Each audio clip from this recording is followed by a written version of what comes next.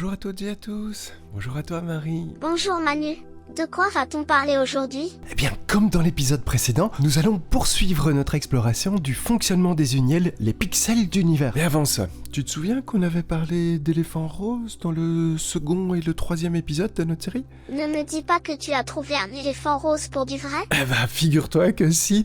Regarde, une mutation génétique rare en Afrique. Je mettrai le lien de l'article en description. Jusqu'à aujourd'hui, je t'assure que j'ignorais complètement que des éléphants roses existaient pour du vrai. Évidemment, ça reste super rare, hein, on est d'accord.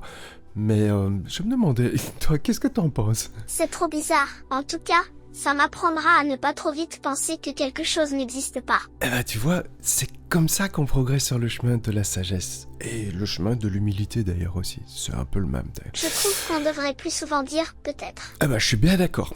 C'est comme ça qu'on garde un esprit ouvert. Et c'est comme ça qu'on devient d'ailleurs un vrai saventurier. C'est quoi un saventurier? En fait, c'est un mot valise créé par Boris Vian. Et un mot valise, tu vois, c'est un assemblage de deux mots.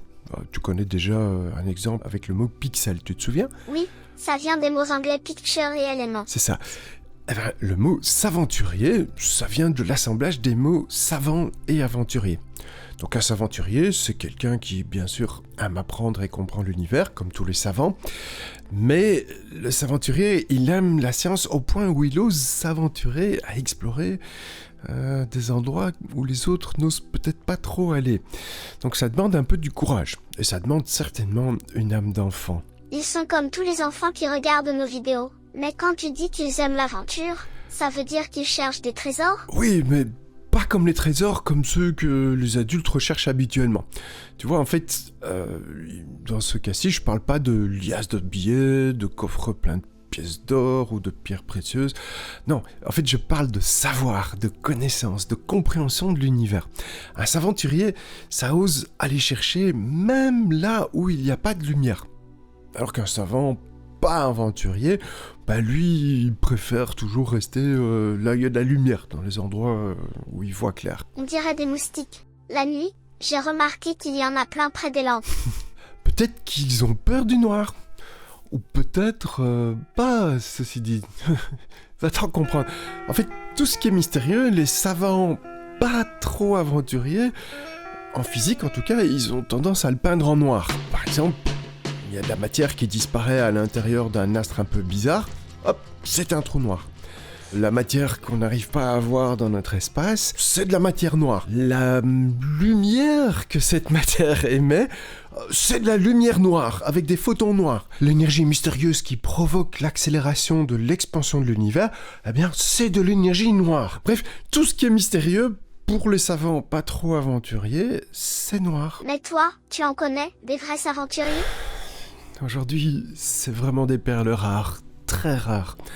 Mais si tu cherches un véritable saventurier francophone encore en vie aujourd'hui, le premier qui me vient en tête, c'est Jean-Pierre Petit. Tu nous en avais déjà parlé. Pourquoi tu dis que c'est un saventurier? Eh bien, tout d'abord parce que c'est un formidable vulgarisateur. Il est capable d'expliquer des choses scientifiquement très complexes de manière accessible à pratiquement tout le monde. Et comment il fait ça? Eh bien, c'est non seulement un scientifique, mais c'est aussi un artiste. Il sait composer de la musique, jouer à la guitare, mais surtout, il sait très bien dessiner. Mieux que toi? Ouais, bon, ça, je te laisse en juger, hein. Regarde, je te montre un dessin que j'ai fait ce matin. C'est pas trop mal. D'ailleurs, ça me fait penser à un tableau connu. Oh, attends, je pense que je me suis trompé de fichier.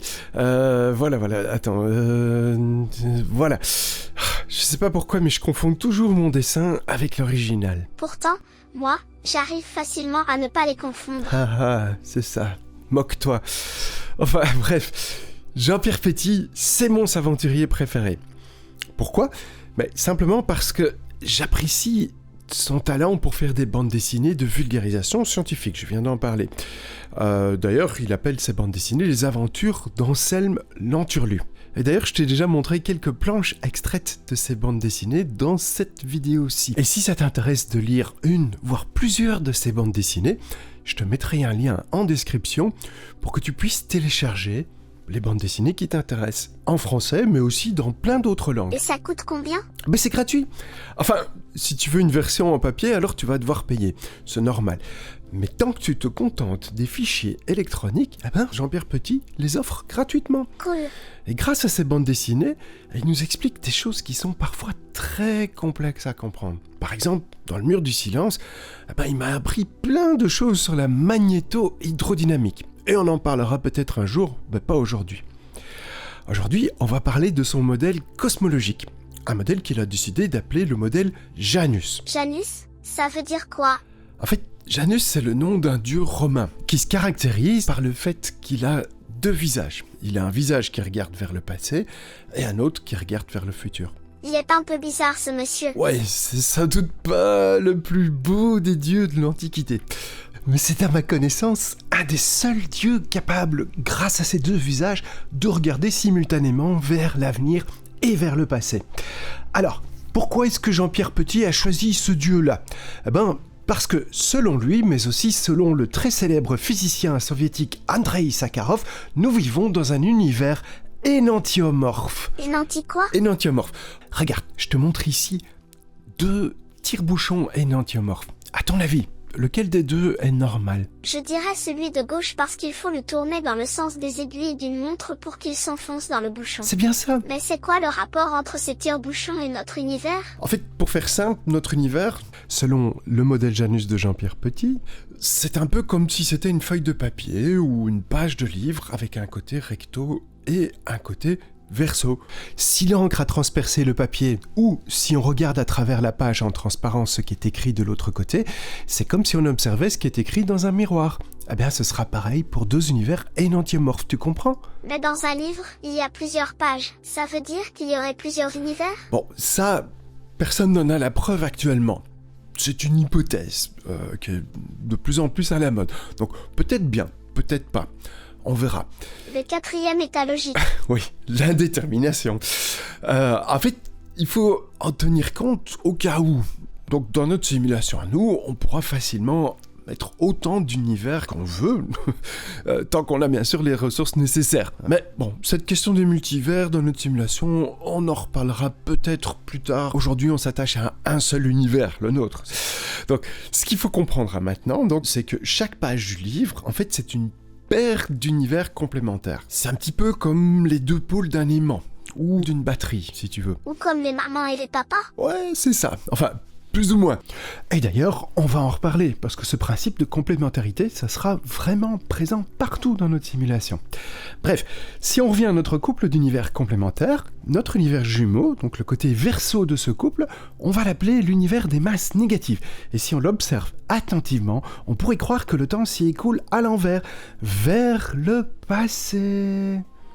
Mais où est le passé? Vous connaissez le chemin? Mais bien sûr. Le passé est exactement derrière nous. Comment le temps peut-il s'écouler à l'envers dans notre univers complémentaire? Regarde, je te montre. Tu vois cette horloge ? Les secondes vont beaucoup trop vite. Oui, bien vu. J'ai dû un petit peu accélérer le temps. Ce que je veux surtout te montrer ici, c'est ce qui se passe quand je retourne l'horloge et qu'on regarde son reflet dans le miroir, tu vois ? Je comprends. Quand on regarde dans le miroir, les aiguilles vont dans l'autre sens. Ce sera en fait exactement pareil avec la matière de masse négative. Donc, nos petites toupies, il y en aura certaines qui tourneront dans le sens des aiguilles d'une montre et d'autres qui tourneront dans l'autre sens. Dans notre univers à nous, donc du côté recto de la feuille ou de la page du livre, on ne gardera que les toupies qui tournent dans le sens des aiguilles d'une montre. Celles qui tournent dans l'autre sens, on va les mettre de l'autre côté, du côté verso. Elles auront la tête en bas. Oui, mais attention, de leur point de vue à elles, c'est nos toupies à nous qui auront la tête en bas. Simple question de point de vue. Alors, laisse-moi te montrer en quelques minutes les bases du modèle Janus. Tu vois, la page du livre, ou notre espace de jeu, comme je l'appelle, c'est ce que les physiciens appellent l'espace-temps. Mais le premier souci avec l'espace-temps, c'est qu'il y a 4 dimensions. 3 dimensions d'espace et 1 dimension de temps. Et tu vois, 4 dimensions, c'est super difficile à visualiser. D'ailleurs, tu peux t'en rendre compte ici. Je te montre une petite simulation d'un espace 4D que j'ai voulu faire moi-même. On dirait un gros tas de moustiquaires. Dis donc, t'aimes vraiment pas les moustiques, on dirait. J'aime pas les piqûres. Moi non plus. et certaines encore beaucoup moins que d'autres. Mais bon, revenons à notre gros tas de moustiquaires. Alors, pour faciliter notre compréhension, on va aplatir tout ça. Supprimons donc une des dimensions d'espace, comme ça, on peut utiliser la dimension verticale pour représenter le temps. En gros, on ne garde qu'une seule des moustiquaires et toutes les autres, on les met de côté, ce sera plus clair. C'est pour ça que tu disais que c'était comme une page de livre? J'utilise beaucoup d'images pour faire comprendre parce qu'à la base, c'est pas super simple à comprendre. Maintenant, j'utiliserai une autre image que celle d'une page de livre. Je te dirais que l'espace-temps, c'est comme un morceau de tissu élastique du genre tissu lycra, tu connais? Je ne crois pas. Oh, c'est pas grave, c'est juste un tissu fabriqué avec des élastiques, on va dire. Alors, notre tissu élastique, c'est ça que les physiciens appellent l'espace-temps, ok? Ok. Donc l'espace est représenté par deux axes, x, y, et le temps, en fait, ce sera le troisième axe, c'est-à-dire l'axe vertical, qu'on appelle aussi l'axe Z. Mais pour le moment, le tissu est tout plat. Il est où l'axe Z? Eh bien, j'y viens. Ce qu'il faut comprendre, c'est que si ton tissu est bien tendu par ses côtés, quand tu déposes une balle par-dessus, il va se déformer verticalement, à cause du poids de la balle, tu comprends? On dirait que c'est comme mon trampoline quand je dépose une boule de pétanque dessus. Ouais, tu peux voir ça comme ça. Ensuite, si je prends une petite bille ici en bleu et que je la dépose sur le tissu, eh bien, qu'est-ce qui se passe? Elle va rouler vers la grosse balle rouge. À cause de la pente provoquée par la grosse balle rouge? C'est ça. Dans le langage des physiciens, on dit que la masse de la balle rouge déforme l'espace-temps. Et selon notre ami Einstein, c'est cette déformation qui crée ce qu'on nomme la gravité. Tu crois qu'Einstein, il aimait bien sauter sur des trampolines? Ah, je sais pas si Einstein avait la chance d'avoir un trampoline. Ce qu'il faut comprendre, c'est que cette déformation du tissu se fait justement dans le sens vertical, donc dans l'axe Z, c'est-à-dire le temps. Ça veut dire quoi? Eh bien, ça veut simplement dire que le temps va s'écouler plus lentement à proximité d'une masse importante, comme la boule rouge. Par contre, si on dit que la petite bille bleue est une planète, et que tu mets cette planète en mouvement, alors cette planète va pouvoir tourner autour de la boule rouge. On dit que la planète est en orbite autour de l'étoile. Comme pour la Lune? Oui, c'est le même principe, sauf qu'une lune est en orbite autour d'une planète, tandis qu'une planète est en orbite autour d'une étoile. Une étoile comme notre Soleil. Et c'est ça qu'explique le modèle Janus? Ça, c'est la relativité générale d'Albert Einstein. En résumé, ça nous dit donc que la gravité, c'est une déformation de l'espace-temps. Et cette déformation, elle affecte la trajectoire des objets en mouvement dans l'espace, et elle affecte même celle de la lumière. Alors, le souci, c'est que selon ce modèle-là, les masses vont toujours déformer l'espace-temps dans le même sens. Elles vont toujours faire des creux? C'est ça. Enfin, il y a bien eu quelques rares physiciens qui ont imaginé qu'il devait peut-être exister des masses négatives, c'est-à-dire des masses qui allaient déformer l'espace-temps dans l'autre sens. Elles vont faire des petites bosses? Ouais, c'est ça, t'as bien compris. Donc parmi ces physiciens, il y a eu Hermann Bondi et son collègue William Bonner. Mais ils ont vite compris qu'il y avait un truc qui cloche avec leur idée, c'est que si tu places des masses négatives du même côté de l'espace-temps que les masses positives, ça crée tout de suite un truc très bizarre, comme tu le vois sur ce schéma. On dirait que le trampoline colle à la boule de masse négative, et que cette boule a envie de s'envoler. C'est ça, mais ce qu'il faut comprendre ici, c'est que la masse négative va quand même avoir envie de rouler vers la masse positive, qui, elle, aura envie de fuir la masse négative à cause de la pente. Et ça, on appelle l'effet runaway. C'est comme dans un dessin animé. Ouais, c'est peut-être ça. Peut-être que Bondi et Bonner, en fait, ils aimaient bien Bip Bip et le Ville Coyote. Ou alors, ils ont peut-être dû tenter l'expérience d'attacher une tartine beurrée sur le dos d'un chat. Pourquoi tu dis ça? Oh, pour rien. Je t'expliquerai ça une autre fois. Ok. L'idée géniale du modèle Janus, c'est d'imaginer qu'il y a un endroit et un envers à l'espace-temps. Du coup, si on place la masse négative de l'autre côté du tissu élastique, fini l'effet runaway. Toutes les lois de la physique sont préservées. Ouf! Les masses positives fuient les masses négatives, et c'est pareil dans l'autre sens. Par contre, les masses positives, évidemment, elles sont attirées par les masses positives, et les masses négatives sont attirées par les masses négatives. Je te montre ce que ça donne. D'abord, je place une grosse boule cyan en dessous de notre moustiquaire élastique. Et comme c'est une masse négative, nous savons que cette boule, elle a envie d'aller vers le haut. Ça fait une petite colline. C'est ça. La grosse boule cyan déforme l'espace-temps dans l'autre sens que la boule rouge, ou la petite boule bleue que j'avais utilisée il y a quelques minutes. Et maintenant, si j'approche la grosse boule cyan de la boule rouge, ça fait quoi? La boule rouge est repoussée par la grosse boule cyan. C'est ça.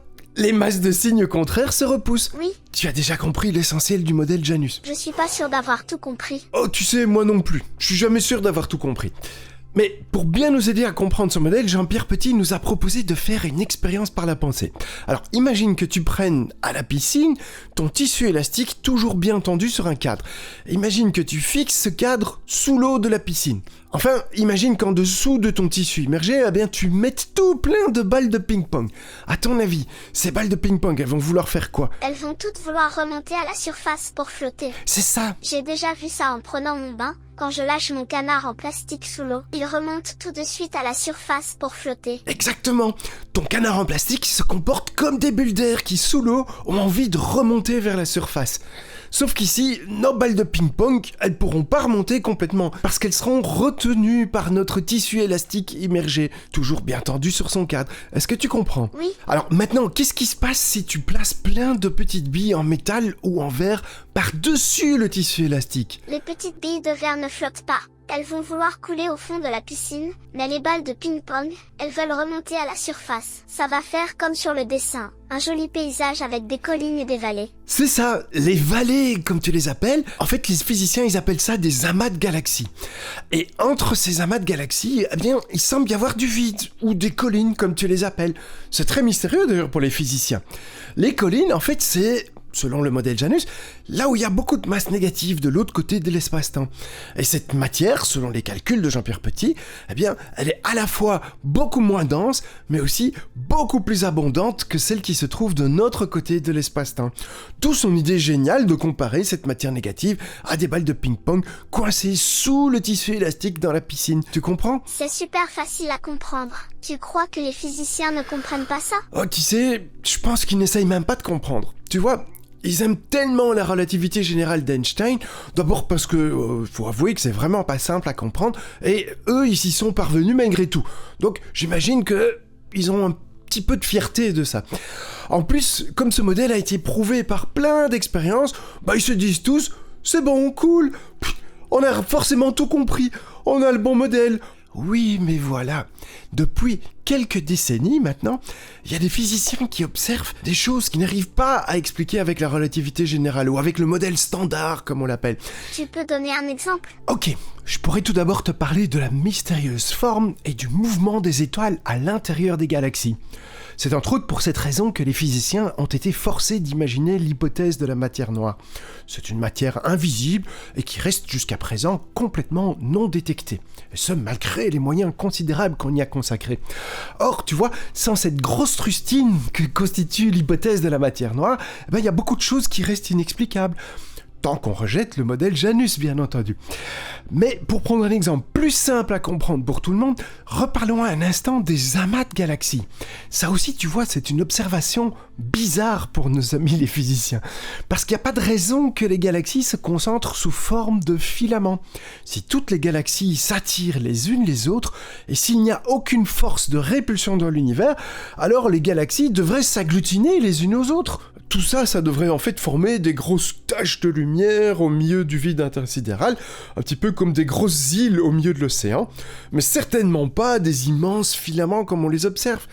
Pour avoir des filaments, il faut qu'il y ait une forme de pression qui provienne de l'extérieur. On dirait que c'est comme quand je fais un boudin de pâte à modeler en la roulant avec la paume de ma main. Ouais, c'est exactement ça. C'est une très bonne image d'ailleurs, celle du boudin de pâte à modeler. Merci Marie. Mais j'ai gardé le meilleur exemple pour la fin. Savais-tu qu'il existe une zone de l'espace qui repousse carrément toutes les galaxies? Tu penses que les galaxies ont peur de cet endroit et qu'elles s'enfuient? Je n'oserais sans doute pas dire que les galaxies ont peur de cet endroit-là, mais en tout cas, c'est vraiment très bizarre comme phénomène. Cet endroit qui fait fuir toutes les galaxies, nos amis les physiciens l'appellent le dipôle repeller. Et si tu leur demandes à quoi ce dipôle repeller peut être dû, eh bien tu auras ceci comme réponse. Des cigales? Oui, ou plutôt le silence. Parce que tu vois, nos amis, ils sont gênés. Ils n'ont absolument aucune explication à proposer, et franchement, ils préféraient qu'on parle d'autre chose. Tu vois, en anglais, to repel, ça veut dire repousser. Or, selon la théorie d'Einstein, il n'y a aucune déformation de l'espace-temps qui puisse repousser quelque chose. On l'a vu tout à l'heure, pour eux, à cause de l'effet Renoé, il peut pas y avoir de masse négative. Donc, comment pourrait-il expliquer ce fameux dipole repeller ? C'est strictement impossible pour eux. Mais ça, évidemment, ils ont pas envie de l'admettre. Ils sont pas très courageux, je trouve. Ouais, tu sais, c'est pas facile de reconnaître quand on s'est trompé. Surtout quand ça fait très longtemps qu'on se trompe.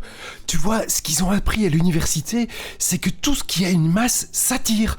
Chaque particule ou chaque amas de particules fonctionne comme une sorte d'aspirateur qui attire les autres masses. Mais là, on voit que c'est exactement l'inverse. Toutes les galaxies s'enfuient de cet endroit-là. On dirait la machine que mon papa utilise pour repousser les feuilles mortes dans le jardin. Ouais, un souffleur de feuilles, c'est exactement ça.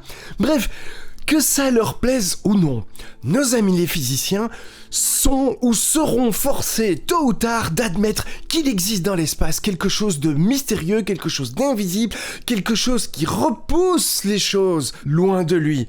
Et ce quelque chose nous démontre donc que la relativité générale telle qu'on la comprend aujourd'hui, c'est incomplet. La relativité générale d'Einstein, c'était génial, mais elle a fait son temps. Ce modèle fonctionnait super bien, mais il a atteint ses limites, exactement comme le modèle de Newton avant lui.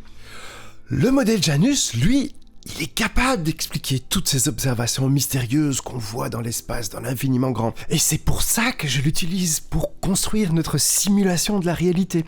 Mathématiquement, tu vois, le modèle Janus, il fonctionne très bien. En tout cas, moi, j'ai beau vérifier et revérifier les aspects mathématiques du modèle Janus, et je constate que ça fonctionne. Et je connais même des physiciens et des mathématiciens qui sont d'accord. C'est rassurant. Mais attention, si tu demandes à un physicien, il te dira pratiquement toujours que les masses négatives, ça n'existe pas. Parce qu'il répète ce qu'il a appris par cœur à l'école. C'est comme nous avec les éléphants roses ? Oui, ils font exactement la même erreur que nous, tu te rends compte ? Dernier point, attention à bien comprendre ce que je dis. Ni Jean-Pierre Petit, ni encore moins moi-même, nous n'affirmons qu'Albert Einstein s'est trompé. Bien au contraire, nous disons juste que notre ami Albert n'a pas pensé qu'il puisse y avoir un envers et un endroit à l'espace-temps. Tout comme notre tissu élastique, une fois qu'il est immergé dans la piscine.